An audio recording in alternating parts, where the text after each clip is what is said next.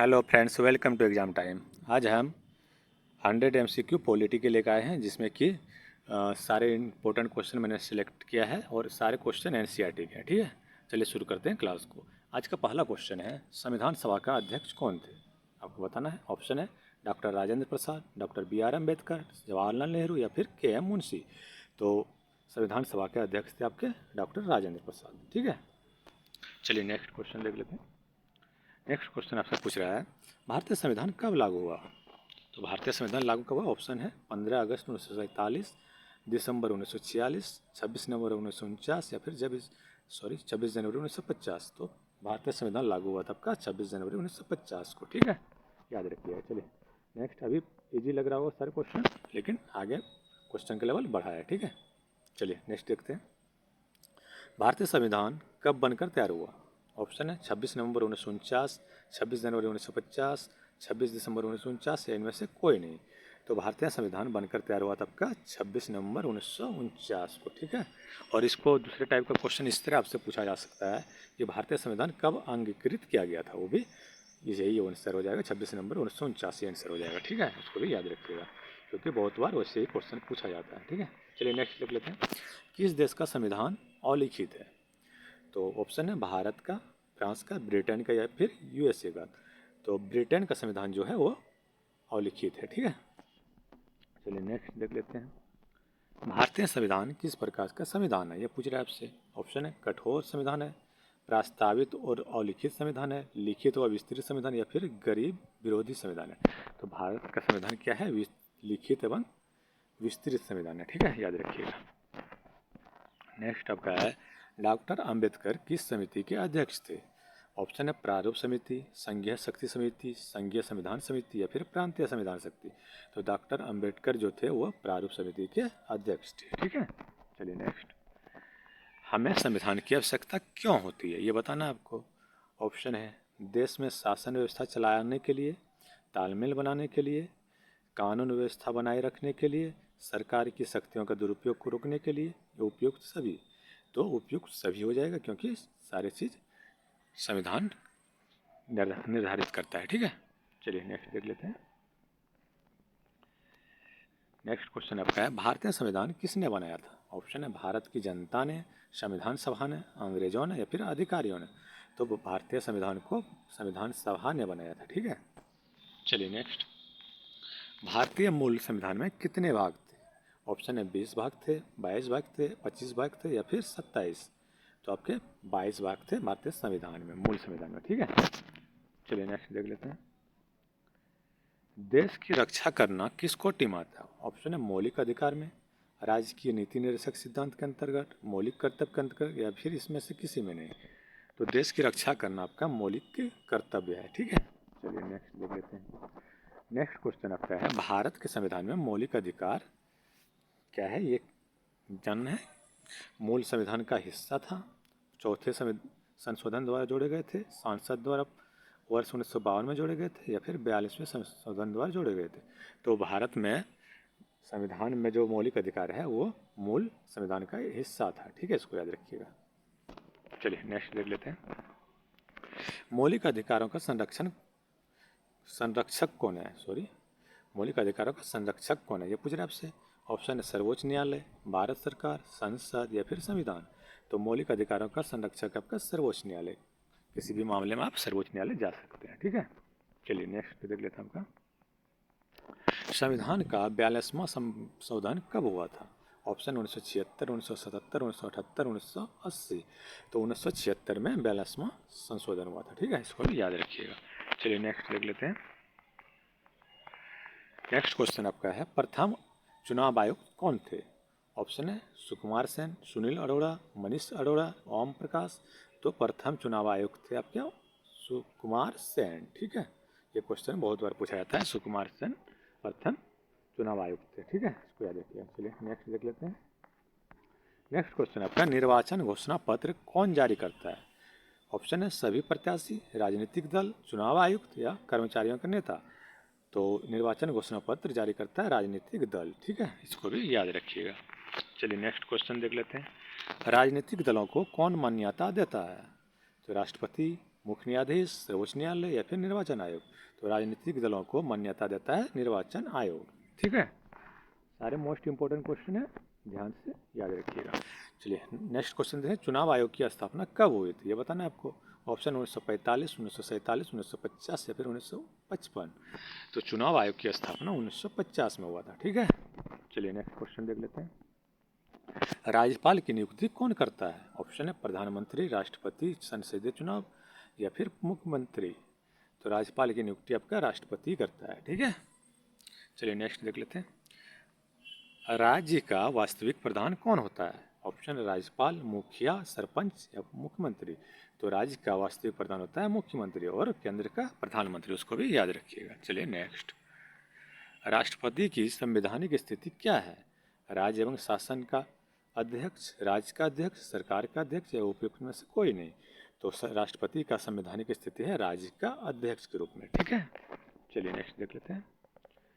राज्यपाल किसके प्रति उत्तरदायी होता है? ऑप्शन है प्रधानमंत्री, राष्ट्रपति, विधानसभा या फिर मुख्यमंत्री। राज्यपाल राष्ट्रपति के प्रति उत्तरदायी होता है। ठीक है, चलिए नेक्स्ट क्वेश्चन देख लेते हैं। प्रधानमंत्री की नियुक्ति कौन करता है? ऑप्शन है लोकसभा अध्यक्ष, राज्यसभा का सभापति, राष्ट्रपति या फिर उपराष्ट्रपति। तो प्रधानमंत्री का नियुक्ति करता है राष्ट्रपति। ठीक है, सॉरी, राष्ट्रपति नियुक्त करता है। ठीक है, चलिए नेक्स्ट देख लेते हैं। भारत में कैसी विधायिका है? ऑप्शन है एक सदनीय, दो सदनीय, बहुसदनीय या फिर आकस्मिक। तो भारत में विधायिका आपकी दो सदनीय है, राज्यसभा लोकसभा है, दो सदन है। ठीक है, चलिए नेक्स्ट देख लेते हैं। राज्यसभा का पदन अध्यक्ष कौन होता है? ऑप्शन है प्रधानमंत्री, राज्यपाल, राष्ट्रपति या उपराष्ट्रपति। तो राज्यसभा का पदन अध्यक्ष होता है आपका उपराष्ट्रपति। ठीक है, चलिए नेक्स्ट देख लेते हैं। लोकसभा के लिए प्रयुक्त अन्य नाम क्या है, ये बताना आपको। निम्न सदन, प्रथम सदन, छोटा सदन या ये सभी। तो लोकसभा के लिए ये सारे चीज़ प्रयुक्त है। ठीक है, ये सभी हो जाएगा आंसर। चलिए नेक्स्ट देख लेते हैं।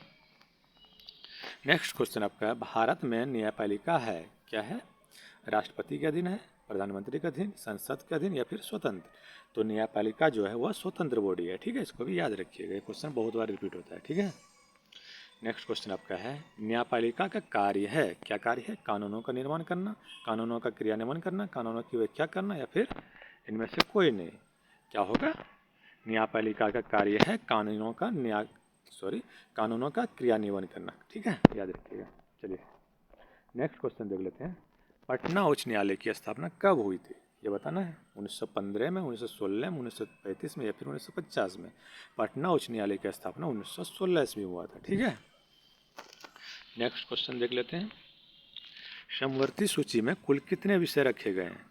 ऑप्शन है 52, 97, 47, 100 या फिर 66। तो पहले थे आपके 47, लेकिन अभी कितने हैं? 52। ठीक है, इसको याद रखिएगा, अभी का 52 आपको लगाना है आंसर। ठीक है, क्योंकि मूल संविधान में आपके 47 थे, लेकिन अभी आपके 52 है। ठीक है, चलिए नेक्स्ट आपका है, संविधान की 7वीं अनुसूची में क्या नहीं है? क्या नहीं है पूछ रहे आपसे, ध्यान दीजिएगा। ऑप्शन है संघ सूची, राज्य सूची, समवर्ती सूची या फिर क्षेत्रीय सूची। तो संविधान की 7वीं अनुसूची में क्षेत्रीय सूची नहीं है। ठीक है, ये सारे हैं। चलिए नेक्स्ट देख लेते हैं। अपशिष्ट शक्तियाँ किसे प्राप्त है, ये बताना है। ये क्वेश्चन बहुत बार पूछा जाता है, इसको ध्यान से याद रखिएगा। ऑप्शन है केंद्रीय सरकार को, राज्य सरकार को, स्थानीय सरकार को, इनमें से किसी सभी को। तो अपशिष्ट शक्तियाँ प्राप्त है आपको केंद्रीय सरकार को। ठीक है, याद रखिएगा। चलिए नेक्स्ट देख लेते हैं। राज्यपाल की नियुक्ति अनुच्छेद किसके तहत होती है, ये बताना है। अनुच्छेद 167 के तहत, अनुच्छेद 124 के तहत, अनुच्छेद 162 के तहत या फिर अनुच्छेद 155 के तहत की जाती है। किसके तहत की जाती है? ये की जाती है, राज्यपाल की नियुक्ति अनुच्छेद 155 के तहत की जाती है। ठीक है, इसको याद रखिएगा। चलिए नेक्स्ट देख लेते हैं। अगला क्वेश्चन आपका, अपशिष्ट शक्तियाँ निहित है। वहाँ पूछ रहा था अपशिष्ट शक्तियाँ किससे दिया गया है, और यहाँ पूछ रहा है निहित है, किसके पास निहित है, ये बताना आपको। कार्यपालिका के पास, संसद के पास, न्यायपालिका के पास या स्थानीय सरकार के पास। तो अपशिष्ट शक्तियाँ जो है वो निहित है आपके संसद के पास। ठीक है, चलिए नेक्स्ट देख लेते हैं। ग्राम पंचायत की आय का स्रोत है, क्या स्रोत है, ये बताना है। भूमि व स्थानीय कर, मेला एवं बाजार का कर, मृत्यु कर, मकान एवं पशु कर। तो ग्राम पंचायत का आय का स्रोत है आपका मेला एवं बाजार का कर। ठीक है, चलिए नेक्स्ट देख लेते हैं। ग्राम सभा के कार्यकारिणी को कहा जाता है, क्या कहा जाता है? ऑप्शन है पंचायत समिति, न्याय पंचायत, ग्राम पंचायत, इनमें से कोई नहीं।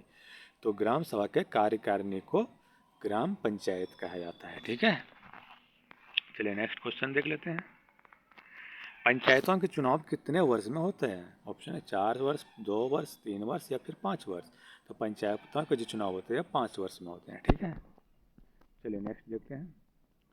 पंचायती राज दिवस कब मनाया जाता है? ऑप्शन है 15 अगस्त, 26 जनवरी, 24 अप्रैल या फिर 14 नवंबर। तो पंचायती राज दिवस आपका 24 अप्रैल को मनाया जाता है।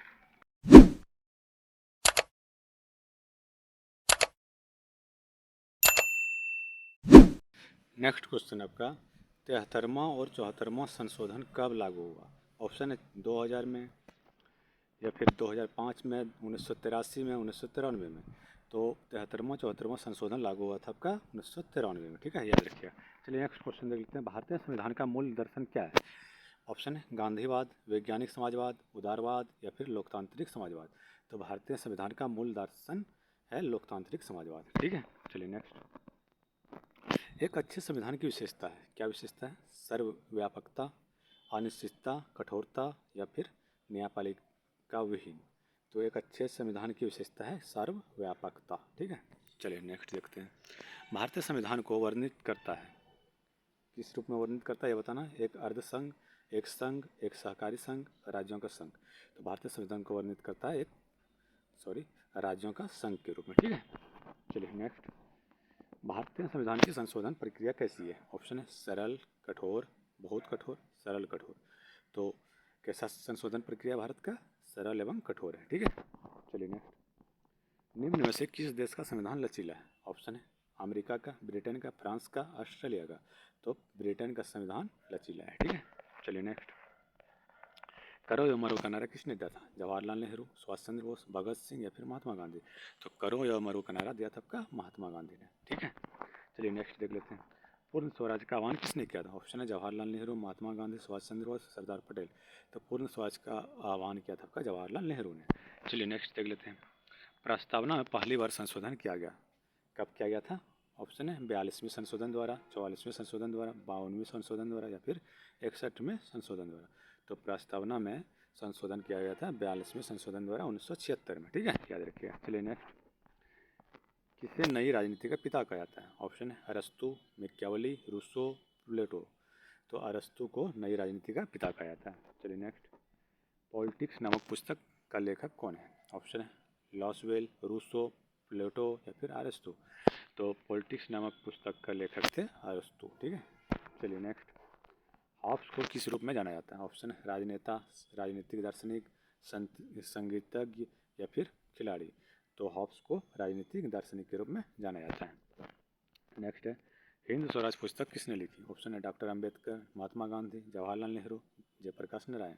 तो हिंद स्वराज लिखी थी आपके महात्मा गांधी ने। ठीक है, चलिए नेक्स्ट। एक राजनीतिक दल के पास क्या होना चाहिए बताना है आपको। पार्टी मुख्यालय, एक विचारधारा, सत्ता चाहने वाला राजनेता, एक मजबूत वोट बैंक होना चाहिए। क्या होना चाहिए? तो एक राजनीतिक दल के पास एक विचारधारा होना चाहिए। ठीक है, चलिए नेक्स्ट। मनुष्य अद्वितीय है क्योंकि वे तर्क और चिंतन की शक्ति रखते हैं, सामाजिक प्राणी है और समाज में निर्भर है, राजनीति में भाग लेते हैं, कभी एक दूसरे से नहीं लड़ते हैं। तो मनुष्य का अद्वितीय है यह क्या, किस चीज़ से तात्पर्य है? तर्क और चिंतन की शक्ति रखते हैं। ठीक है, चलिए नेक्स्ट। वोट देने का संबंध किस स्वतंत्रता से? ऑप्शन है सामाजिक स्वतंत्रता, राजनीतिक स्वतंत्रता, प्राकृतिक स्वतंत्रता या फिर आर्थिक स्वतंत्रता। तो वोट देने का संबंध जो है वो राजनीतिक स्वतंत्रता से। ठीक है, चलिए नेक्स्ट देख लेते हैं। नकारात्मक स्वतंत्रता का अर्थ है। ऑप्शन है अराजकता, बंधनों का अभाव, लोगों के बीच भेदभाव या फिर स्वच्छंदता। तो क्या होगा? नकारात्मक स्वतंत्रता का अर्थ है लोगों के बीच भेदभाव। ठीक है, चलिए नेक्स्ट। मुक्ति का अर्थ है। ऑप्शन है निःशुल्क, कोई स्वतंत्रता नहीं, सीमित स्वतंत्रता, इनमें से कोई नहीं। तो मुक्ति का अर्थ होता है निःशुल्क। ठीक है, चलिए नेक्स्ट। बौद्ध दर्शन में स्वतंत्रता का सीधा संबंध है। ऑप्शन है अनुशासन से, अधिकार से या फिर संविधान से या राज्य से।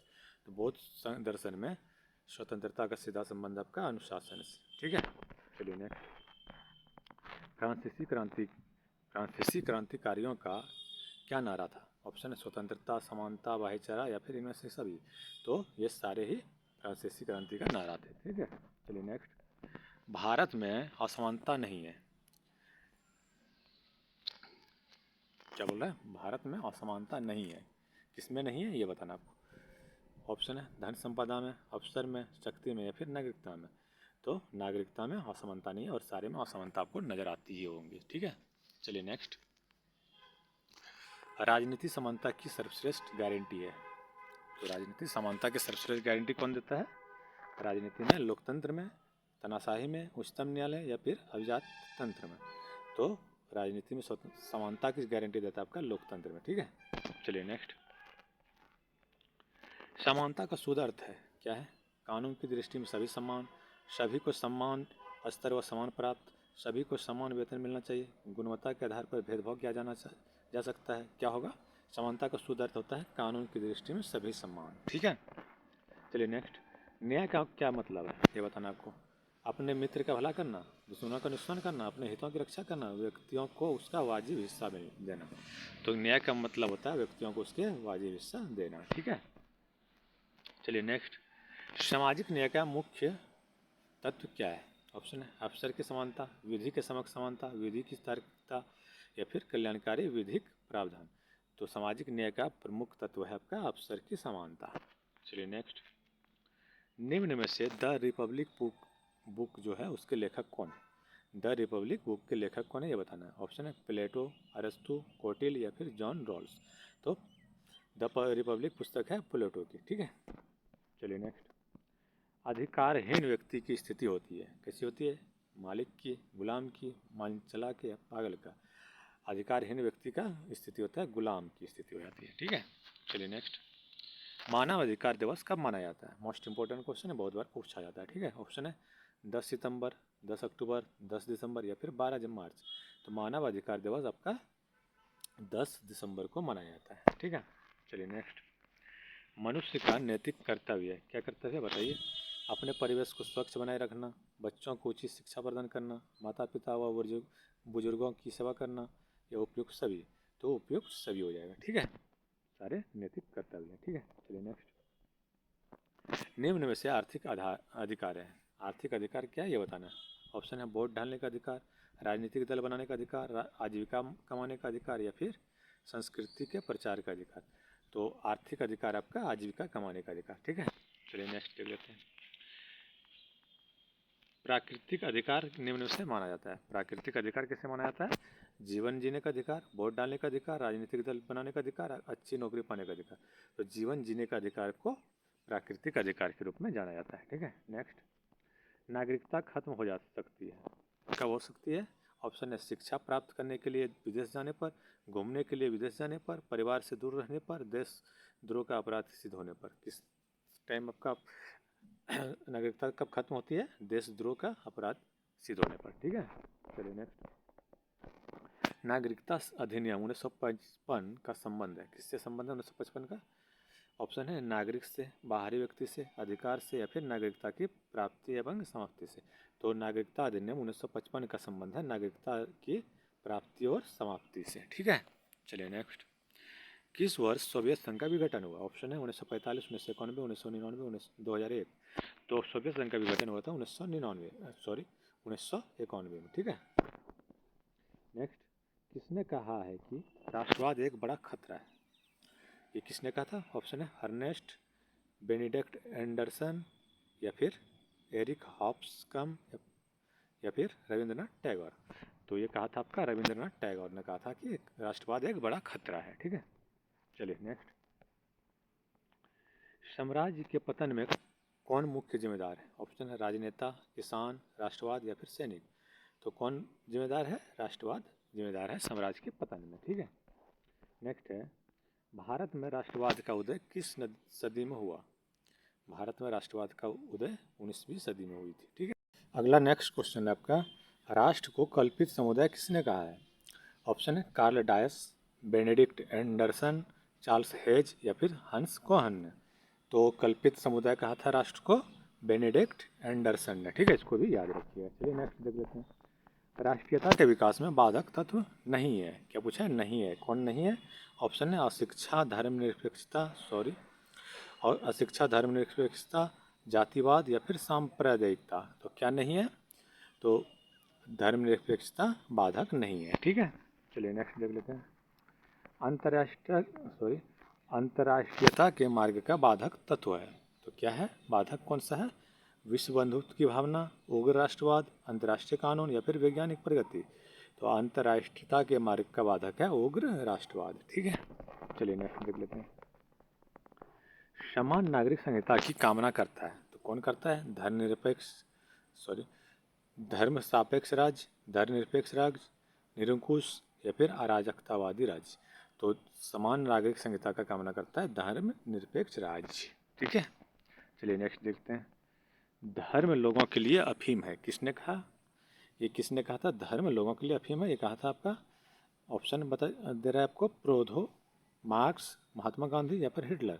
तो धर्म लोगों के लिए अफीम है, ये कहा था मार्क्स ने, ठीक है, क्योंकि उसने कहा था जिस चीज़ का नशा किसी को लग जाता है वो उसके लिए कुछ भी कर सकता है, तो इसलिए उसको धर्म को भी एक नशा के रूप में वर्णन किया है मार्क्स ने, ठीक है, इसको भी याद रखिएगा। चलिए नेक्स्ट देख लेते हैं।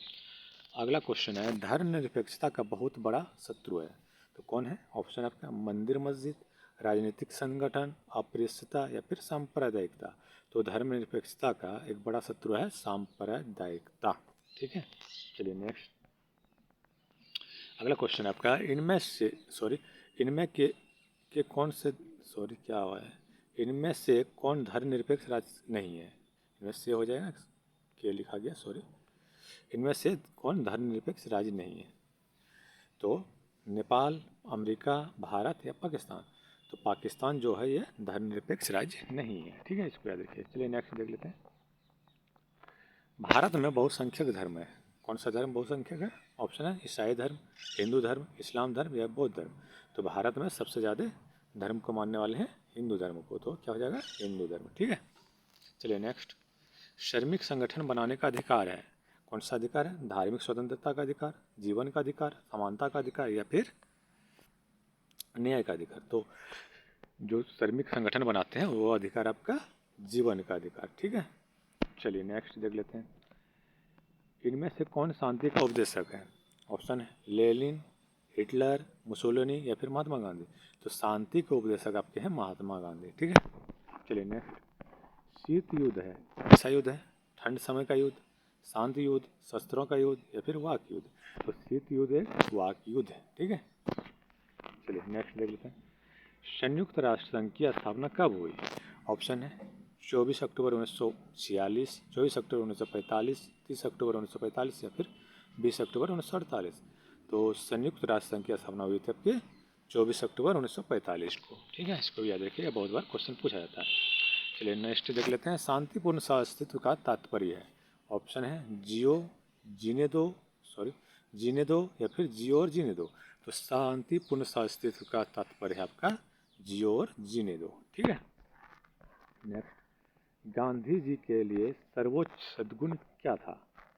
ऑप्शन है युद्ध, संचार, अहिंसा या फिर आतंकवाद।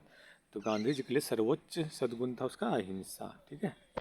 चलिए नेक्स्ट। भारत की किस श्रेणी में रखा जाता है? मतलब भारत को किस श्रेणी में रखा है, को हो जाएगा, टाइपिंग मिस्टेक है। भारत को किस श्रेणी में रखा जाता है ये पूछ रहा है। तो भारत को विकासशील देश की श्रेणी में रखा जाता है, इसको भी याद रखिए। चलिए नेक्स्ट देख लेते हैं। इंग्लैंड में फेबियन समाज की स्थापना कब हुई थी? 1824, 1884, 1934 या फिर 1924। तो इंग्लैंड में फेबियन समाज की स्थापना 1884 ईस्वी में हुई थी, ठीक है। चलिए नेक्स्ट देख लेते हैं। भारत में चिपको आंदोलन का जन्म हुआ किस कारण से हुआ था? उद्योग को बचाने हेतु, नदी को बचाने हेतु, वन क्षेत्र को बचाने हेतु या फिर कच्चे तेल को बचाने हेतु। तो चिपको आंदोलन आपका वन क्षेत्र को बचाने के लिए आरंभ हुआ था, ठीक है। नेक्स्ट। भारत की राष्ट्रीय आय का प्रमुख स्रोत क्या है? ऑप्शन है सेवा क्षेत्र, कृषि क्षेत्र, उद्योग क्षेत्र या फिर व्यापार क्षेत्र। तो क्या है? भारतीय राष्ट्रीय का आय स्रोत है आपका सेवा क्षेत्र, ठीक है, जो कि तृतीय क्षेत्र है। इससे टैक्स सबसे ज़्यादा मिलते हैं, वो जो कि राष्ट्रीय आय का स्रोत है, ठीक है।